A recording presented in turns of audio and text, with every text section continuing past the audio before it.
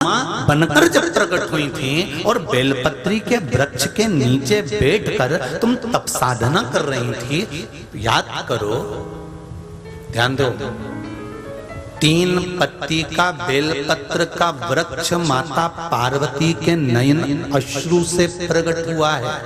कितने पत्ती का? जम के बोलो जरा। 3 पत्ती का। 4 पत्ती का बेलपत्र माता सती के नयन अश्रु से प्रकट हुआ है, ध्यान रखिएगा जरा। 5 पत्ती का बेलपत्र माता उमा के नयन अश्रु से प्रकट हुआ है। 6 पत्ती का बेलपत्र मां कात्यायनी के नयन अश्रु से प्रकट हुआ है।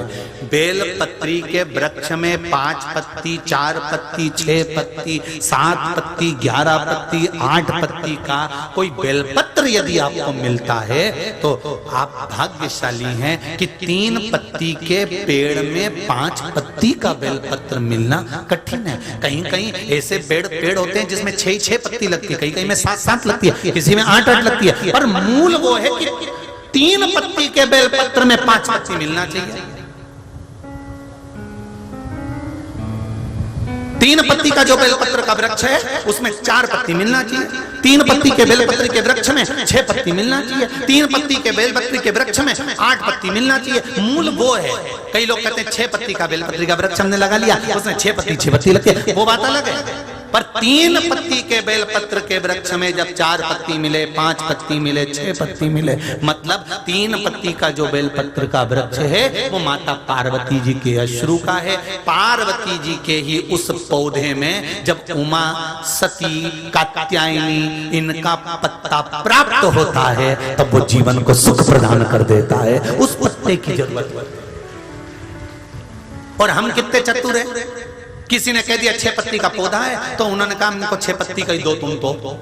किसी ने कहा 7 पत्ती का बेलपत्र वाला पौधा, 7 पत्ती का बेलपत्र का पौधा दे दो।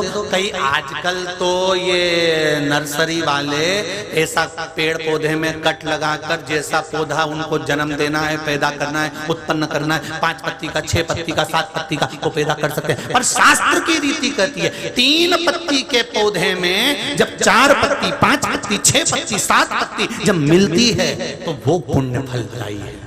ये क्रॉस कर बनाई हुई नहीं। जैसे देसी गाय और जर्सी गाय, अंतर है कि नहीं? अरे बोलो तो जम के है। जर्सी गाय का कितना ही दूध पी लो कई फायदा होए,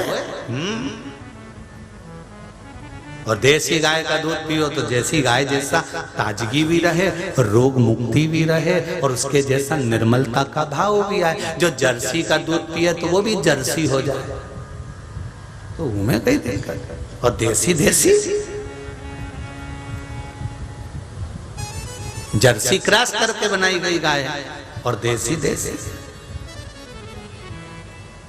उसी तरह कितनी पत्ती का बेलपत्र? बोलो जरा जन के। 3 पत्ती वाले बेलपत्र,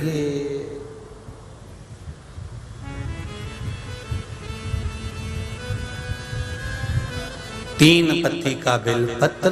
अब इस वृक्ष में, इस पौधे में अगर 4 पत्ती का मिल जाए, 5 पत्ती का मिल जाए, कहीं किसी को मिलता है, ऐसा नहीं कि नहीं मिलता हो, किसी को 6 पत्ती मिल जाए, किसी को 7 पत्ती मिल जाए, तो फिर समझ लो कि आज मेरे को 4 पत्ती के रूप में सती माँ मिल गई है, 5 पत्ती के रूप में मुझे उमा माता मिल गई है, 6 पत्ती के रूप में मुझे माँ कात्यायनी प्राप्त हो गई है, 9 पत्ती के रूप में मेरी 9 देवियां प्रकट हो गई हैं।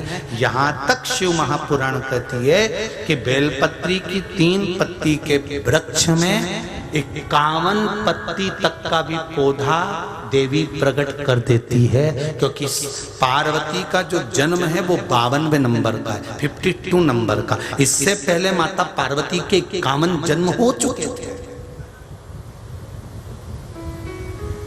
माता पार्वती 51 बार प्रकट हो चुकी थी। शिव जी के गले में जो मुंडों की माला है वो 51 मुंड की माला है।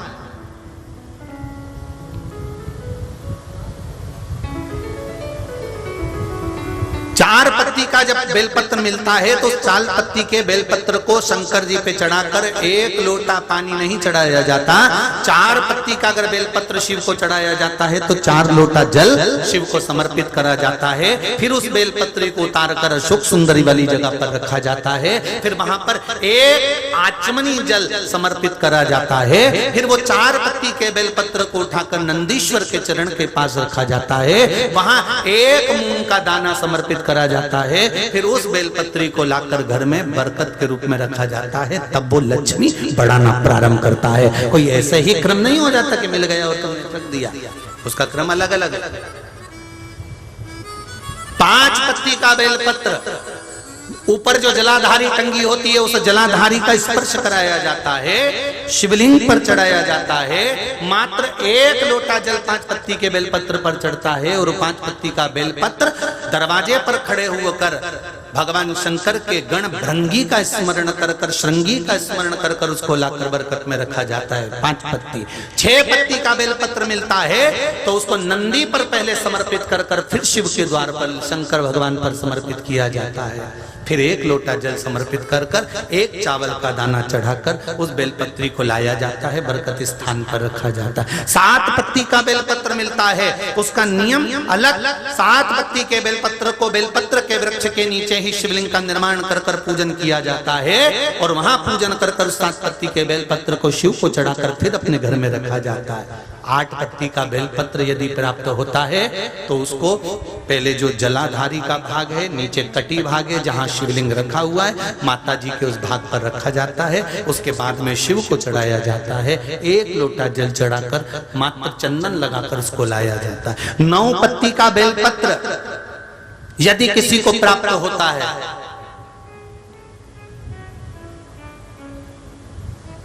कभी मौका मिले ना तो देखो, अब सीहोर में कभी कथा हुई तो आपको 1 पत्ती से लेकर 21 पत्ती तक के बेलपत्र का दर्शन, 3 पत्ती वाले वृक्ष से ही जो पत्तियां प्रकट हुई हैं, 1 से लेकर 21 तक के पत्ती के दर्शन आपको सीहोर जब कथा रहेगी कभी तो ऑनलाइन कथा में हम खुद व्यासपीठ से दर्शन कराएंगे कि इतने पत्ती तक के भी बेलपत्र का दर्शन होता है। अभी 21 तक तो बाबा के पास पहुंच गई, अब इससे आगे भी पहुंच जाएगी विश्वास।